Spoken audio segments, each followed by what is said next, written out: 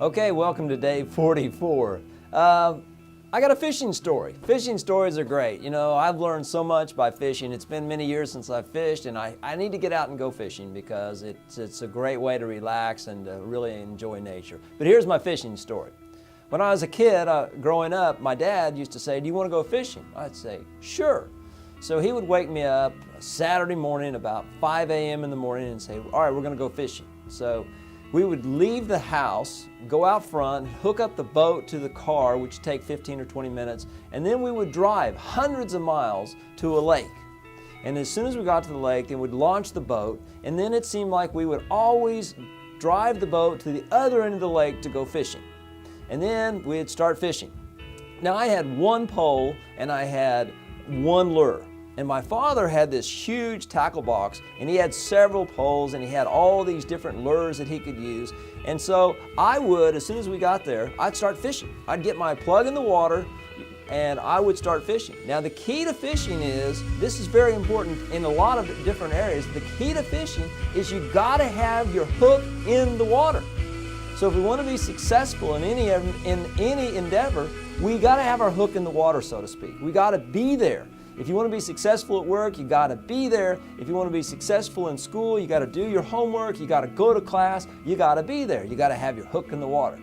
So we would fish, and we'd only fish for a couple hours because we needed to be back home that evening, and we had a long ways to drive. So we'd fish for a little bit. I'd have my hook in the water. My dad would be switching rods, switching lures, and I would catch fish because I wasn't a great fisherman, but I had my hook in the water, and that's the key, having your hook in the water. After we'd fish for a little bit, we'd hop in the car, we'd drive the boat all the way to the end of the lake, we'd pull the boat out of the lake, we'd put it on the trailer, we'd drive all the way back to Oklahoma City. When we got to the house, we'd disconnect the trailer from the car, we'd park it, and then here's what's really cool. We lived on a little private pond here in Oklahoma City. And that was right into my backyard. And if I wanted to go fishing, all I really had to do was open the door, walk about 40 feet to the pond, and go fishing.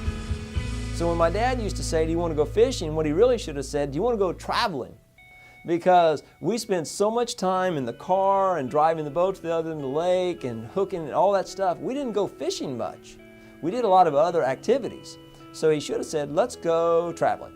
So my question today is to us, are we fishing or are we traveling?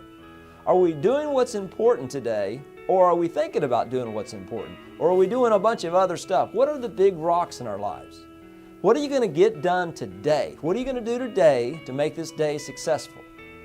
I've got about 120 applications or resumes on my desk that I'm going through because I'm looking to hire a new employee to be a part of the World Book Bank. And I'm rating those on a scale of 10 to 0. Really, the highest I've got so far is an 8.5 because we need the certain skill sets, we need the right attitude, we need the right mindset for the person that we're looking to fill this position. That is my big rock for today, to finding the right person to work at the World Book Bank. What is your big rock? What is it you need to do today? What actions do you need to take today in order to achieve what you want to achieve? Last thing I want to talk about is Hal Elrod. He wrote a book called The Miracle Morning. I've not read the book yet, but I've watched his videos on YouTube, and I'm extremely impressed.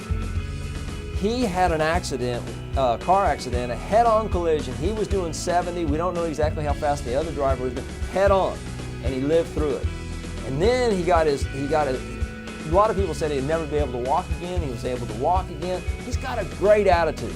And if you need a little inspiration, I highly recommend you go to YouTube and watch Hal Elrod, E-L-R-O-D, Hal Elrod.